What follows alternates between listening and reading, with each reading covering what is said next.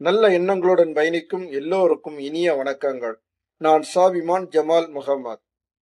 நம்ம இந்த பதிவில் சைட்ல ஒர்க் பண்ணக்கூடிய குவான்டிட்டி சர்வேயருக்கும் ஆஃபீஸில் ஒர்க் பண்ணக்கூடிய குவான்டிட்டி சர்வேயருக்கும் இடையில எந்த மாதிரியான ஒர்க் ரெஸ்பான்சிபிலிட்டிஸ் இருக்குது அப்படின்னு சொல்லக்கூடியதான் நம்ம தெரிந்து கொள்ள போறோம். அதனால இந்த பதிவையும் நீங்க கொஞ்சம் கடைசி வரைக்கும் ஸ்கிப் பண்ணாம முழுமையா பாருங்க. பார்த்த பிறகு மறந்துடாம நம்ம சேனலையும் கொஞ்சம் சப்ஸ்கிரைப் பண்ணிக்கிட்டு பக்கத்துல இருக்கக்கூடிய அந்த பெல் ஐக்கானே கொஞ்சம் ஆன் பண்ணிக்கிடுங்க. இது சனாஃபின் சிவில் குவான்டிட்டி சர்வேயிங் கற்றதும் கற்பிக்கப்பட்டதும். இன்ஜினியர்ஸை பொறுத்தது வரைக்கும் ஒரு 2 ஆப்ஷன் நீங்க கொடுக்குறீங்க. சைட்ல ஒர்க் பண்றீங்களா, ஆபீஸ்ல ஒர்க் பண்றீங்களா அப்படின்னு. எந்த இன்ஜினியர்ஸும் யோசிக்காம சொல்றாங்க நாங்க ஆபீஸ்ல ஒர்க் பண்றோம் அப்படின்னு. என்ன காரணம்னு பாத்தீங்கன்னா வேற ஒண்ணும் இல்ல. ஆபீஸ்ல ஒர்க் பண்ணா ஒரு 9:30 மணிக்கு ஆபீஸ் போனா போதும், ஒரு 10 மணில இருந்து வேலை செய்ய ஆரம்பிக்கலாம் அப்படின்னு சொல்லக்கூடிய பெனிஃபிட். நமக்கு நினைச்சத மாதிரி வேலைகளை செய்துக்கிடலாம். காலையில இருந்து ஈவினிங் வரைக்கும் ஏசி ரூம்ல உட்காந்து வேலை பார்த்துட்டு வந்துடலாம். ஆனா இந்த சைட்ல ஒர்க் பண்ணக்கூடிய வேலையில இருக்கக்கூடிய கொஞ்சம் கஷ்டம் அப்படின்னு பாத்தீங்கன்னா, காலையில ஒரு 8 மணிக்கு முன்னாடியே சைட்டுக்கு போக வேண்டிய சூழ்நிலை இருக்கும். அது மட்டும் இல்ல, வெயிலா இருந்தாலும் சரி, மழையா இருந்தாலும் சரி, அல்லது தூசி இந்த மாதிரிப்பட்ட எல்லாத்துலயும் கடந்து உருண்டா மட்டும்தான் சைட்ல நம்ம வேலையை கரெக்டா செய்ய முடியும். அதனால இப்படி ஒரு ஆப்ஷனை நம்ம கொடுக்கக்கூடிய நேரத்துல யாரா இருந்தாலும் யோசிக்காம ஆபீஸுக்கு போறேன்னு சொல்லிடுவாங்க. ஆனா எல்லாருக்கும் கிடைக்குமான்னு கேட்டீங்கன்னா நிச்சயமா கிடைக்காது. ஏன்னா ஆபீஸுக்குன்னு சொல்லக்கூடிய அந்த ஜாப் அலோகேஷன் சொல்லக்கூடியது அது ரிலேட்டடா நமக்குள்ள அந்த எக்ஸ்பீரியன்ஸ் இருந்தாதான் அந்த வாய்ப்புகள் கிடைக்கும். அதனால பலருக்கு அந்த வாய்ப்புகள் கிடைக்காது. இருந்தாலும் ஆபீஸுக்கு போகக்கூடியவங்களை பார்க்கக்கூடிய நேரத்துல ஒரு சின்ன பொறாம மனசுக்குள்ள இருக்கதான் செய்யும். நமக்கு வாய்ப்பு கிடைக்கலையே அப்படின்னு. சரி, நம்ம அதை யோசிக்கிறதுனால ஒன்றும் ஆக போறது இல்லை. நம்ம சப்ஜெக்டுக்குள்ள போயிடுவோம். சைட் ஒர்க்கா இருந்தாலும் சரி, ஆபீஸ் ஒர்க்கா இருந்தாலும் சரி, அங்க ஒர்க் பண்ணக்கூடிய குவான்டிட்டி சர்வேனுடைய மெயின் பார்ட் என்னவா இருக்கும்னு பாத்தீங்கன்னா பினான்சியல் மேனேஜ்மெண்ட் தான். அதாவது அந்த சைட்ல நடக்கக்கூடிய எல்லா விதமான பினான்ஸ் ரிலேட்டடா இருக்கக்கூடிய ஒர்க்கை அவங்க செய்ய வேண்டியது அவங்களுடைய ரோல் ஆஃப் ரெஸ்பான்சிபிளா இருக்கும். ஆனால் சைட்ல ஒர்க் பண்ணக்கூடிய குவான்டிட்டி சர்வேயருக்கும் ஆபீஸ்ல ஒர்க் பண்ணக்கூடிய குவான்டிட்டி சர்வேயருக்கும் சில சின்ன சின்ன வித்தியாசங்கள் இருக்கதான் செய்யும். அது எப்படின்னு பாத்தீங்கன்னா, சைட்ல இப்போ ஒரு குவான்டிட்டி சர்வேரா ஒர்க் பண்ணிட்டு இருக்காங்கன்னா அவங்க அங்க என்ன எல்லாம் வேலை செய்யணும் அப்படின்னு பாத்தீங்கன்னா, சைட்ல ஒவ்வொரு நாள் வேலையை செய்வாங்க. செய்யக்கூடிய வேலையினுடைய அந்த குவான்டிட்டியை டேக் ஆஃப் பண்ணி அதை அவங்க ஃபாலோ பண்ணி கொண்டு வரணும். ரெண்டாவது, இந்த சப்கான்ட்ராக்டர் பில் இருக்கும், அதையும் அவங்க வெரிஃபை பண்ணணும். அது ப்ரிப்பேர் பண்ணி அதுக்குள்ள அடுத்த கட்ட நடவடிக்கைகளை செய்ய வேண்டியது இருக்கும். இது போக இந்த ப்ராஜெக்டினுடைய அந்த குவான்டிட்டி ப்ராக்ரஸை மானிட்டரிங் பண்ணணும். ஒவ்வொரு நாளைக்கு எவ்வளவு குவான்டிட்டி கம்ப்ளீட் ஆயிருக்கு, அதாவது ஒவ்வொரு வீக்குக்கு எவ்வளவு கம்ப்ளீட் ஆயிருக்குன்னு சொல்லக்கூடிய அந்த ஸ்டேட்மெண்ட்டை ரெடி பண்ணி கொடுக்கணும். மந்த்லி ரன்னிங் பில்லையும் அவங்க ரெடி பண்ண வேண்டியது வரும். அதுக்கடுத்தது சப்கான்ட்ராக்டர் பில்லை ரெடி பண்ண வேண்டியது இருக்கும். மெட்டீரியல் ரீகன்சலேஷன் பண்ணி கொடுக்கணும்.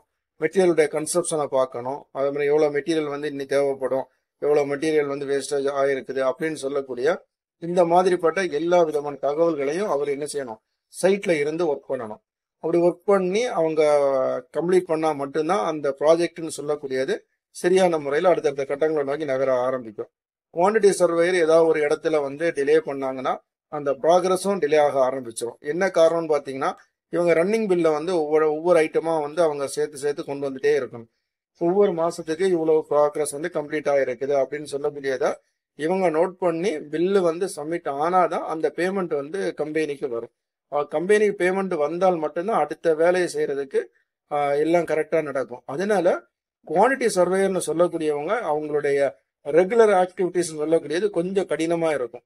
ஏன்னா ஒரு நாள் மிஸ் ஆனாலும் அடுத்தது அவங்க குவான்டிட்டி வைஸ் ரொம்ப பிரச்சனைகளை அவங்க சந்திக்க வேண்டியது இருக்கும். அதனால டெய்லி அவங்களுடைய சைட் கண்டிஷனை மானிட்டரிங் பண்ண வேண்டிய தேவைகள் அவங்களுக்கு இருந்துட்டே இருக்கிறதுனால ஒர்க் ப்ரெஷர்னு சொல்லக்கூடியது கொஞ்சம் இல்லை ரொம்ப அதிகமாவே இருக்கும். என்ன காரணம்னு பாத்தீங்கன்னா, எல்லாமே இவங்க மானிட்டரிங் பண்ணா மட்டும்தான் அவங்களுக்கு குவான்டிட்டி அவங்களுக்கு கிடைக்கும். அதே மாதிரி எல்லாத்தையும் கோஆர்டினேட் பண்ணணும். அப்படி கோஆர்டினேட் பண்ணக்கூடிய நேரத்துல தான் அந்த ஒர்க்ல வரக்கூடிய எல்லா விதமான தகவல்களையும் அவங்க கலெக்ட் பண்ண முடியும். அப்படி கலெக்ட் பண்ணக்கூடிய தகவலை அவங்க ரன்னிங் பில்ல ஆட் பண்ண வேண்டியதும் இருக்கும்.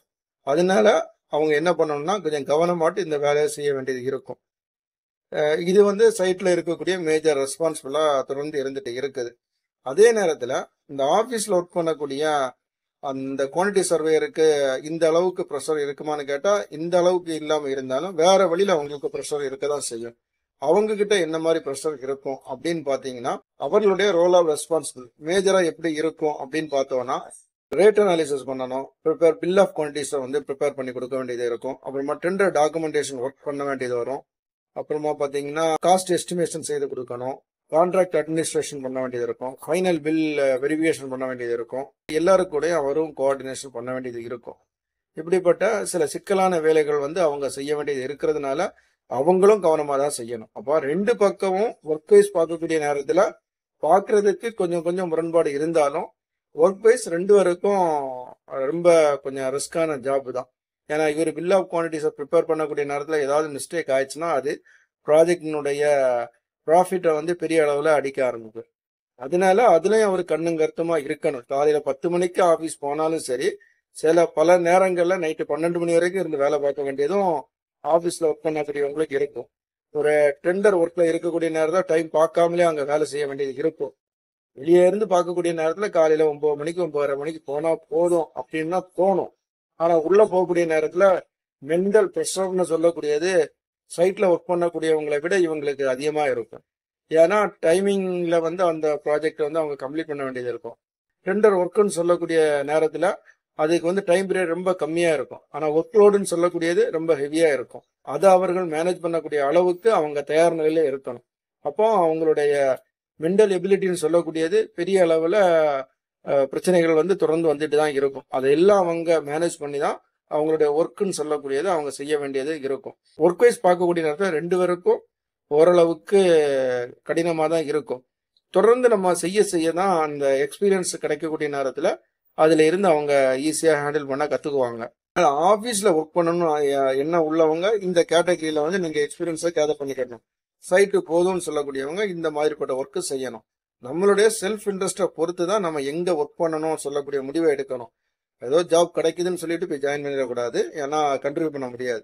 நம்மளுடைய செல்ஃப் இன்ட்ரெஸ்ட் எதுல நமக்கு அடாப்ட் ஆகுதோ அதை நம்ம சூஸ் பண்ணிக்கிட்டு அதுக்கப்புறம் போய் நம்ம ஜாயின் பண்ணோம்னா எந்த இடமா இருந்தாலும் சரி நம்ம கண்டினியூவா என்ன பண்ண முடியும், ஒர்க் பண்ண முடியும். இவ்வளவுதான் இந்த சைட் குவான்டிட்டி சர்வே இருக்கும், ஆபீஸ் குவான்டிட்டி சர்வே இருக்கும் உள்ள ஒரு சின்ன வித்தியாசங்கள். இந்த பதிவை எதுக்காக நான் அப்லோட் பண்ணேன்னு பாத்தீங்கன்னா, சைட்ல உள்ள கியூவர்ஸுக்கும் ஆபீஸ்ல உள்ள கியூவர்ஸ் அவங்களுக்கு ரெண்டுல இடையில இருக்கக்கூடிய சின்ன வித்தியாசங்களை உங்ககிட்ட சொல்லணும்னு சொல்லக்கூடியதுக்காக தான் இந்த பதிவு. பெரிய அளவுல இல்ல, இந்த டெக்னிக்கலா பெரிய அளவுல இந்த பதிவுல நான் சொல்லல. ஜஸ்ட் உங்களுக்கு ஒரு ரெஃபரன்ஸுக்காக சைட் கியூவர்ஸ்னா யாரு, ஆபீஸ் கியூவர்ஸ்னா யாருன்னு சொல்லக்கூடிய இந்த ஒரு தகவல் உங்களுக்கு புரிந்திருக்கும்னு சொல்லக்கூடிய அதே நம்பிக்கையில இந்த பதிவை நான் இதுல முடிக்கிறேன்.